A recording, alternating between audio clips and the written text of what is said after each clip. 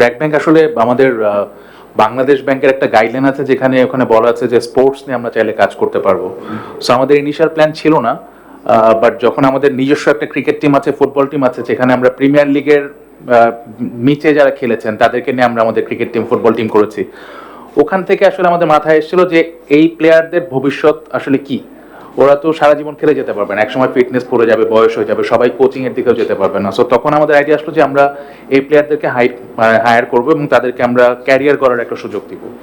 So ওইখান থেকেই আমরা তারপরে হকি ফেডারেশনের সাথে আমাদের যোগাযোগ, তারা আমাদেরকে বললেন যে হকি নিয়ে আমাদের একদমই ইন্টারেস্ট ছিল না, আমরা জানতাম না যে মেয়েরা হকি খেলে বাংলাদেশে, সরি। বাট তারপরে তারা বললেন যে একটা এশিয়া কাপের টুর্নামেন্টে বাংলাদেশের হকি টিম গিয়েছে এবং সেখানে তারা রানার্স আপ হয়েছে, বেশ ভাগা ভাগা দেশগুলোকে হারিয়ে। তো তখন আমাদের ইন্টারেস্ট গ্রো করলো, আমরা হকি ফেডারেশনের সাথে কথা বললাম, শুরুতে একটা টুর্নামেন্ট করলাম, সেখানকার রেজাল্টও বেশ চমৎকার আসলো, অর্পিতা ছিল, তুমিও তো ছিলে। তারপরে আমরা চিন্তা করলাম যে এটাকে আমাদেরকে গড়ে তুলতে হবে। সো আমরা এখন যেটা প্ল্যান করেছি যে এবছরও আমরা হকি, গত বছর যে টুর্নামেন্টের কথা বললেন অপরাজেয় আলো হকি টুর্নামেন্ট, ওখানে আমাদের 324 জন হকি প্লেয়ার অংশ নিয়েছেন, ফিমেল হকি প্লেয়ার্স। এত যে হকি প্লেয়ার বাংলাদেশে আছে সেটাও আমরা জানতাম না। 16টা জেলা থেকে এসেছিল, প্লাস বিকেএসপির একটা টিম ছিল, সেখানে ডেফিনেটলি বিকেএসপি চ্যাম্পিয়ন হয়েছে, বিকজ তাদের ফ্যাসিলিটি অনেক বেশি, বাকিরা অনেক বেশি নোভিস। তো এই নোভিস প্লেয়ারদেরকে আমরা আরও আইডেন্টিফাই করতে চাই। এবছর আমরা তারা চিন্তা করেছি যে তাদের একটা জার্নি আমরা তৈরি করব, যে তারা খেলবে, খেলার জন্য তাদের যে ফিজিক্যাল স্ট্যামিনা বা হেলথের সাপোর্ট করা লাগে সেগুলো আমরা দিব। লোকাল টুর্নামেন্ট, ঘরোয়া টুর্নামেন্ট হবে, সেখানে আমরা সাপোর্ট করব।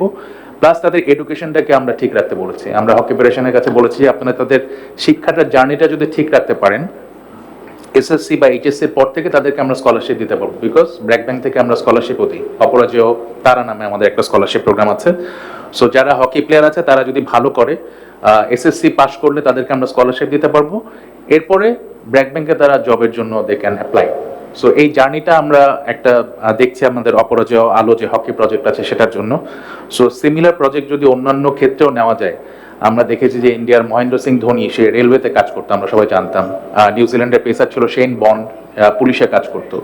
সো খেলোয়াড়দের যারা কোচিং স্টাফ হিসেবে কাজ করতে চান তারা অবশ্যই সেখানে যাবেন, বাট যারা আসলে জানেন না যে তারা ভবিষ্যতে কি করবেন, সেই দিশাটা যদি ফেডারেশন, মাননীয় প্রতিমন্ত্রী আপনাদের তরফ থেকে এবং কর্পোরেটরা একসাথে যদি একটা জার্নি আমরা ঠিক করে দিতে পারি, তাহলে আমার মনে হয় এটা একটা স্বয়ংসম্পূর্ণ জার্নি হবে।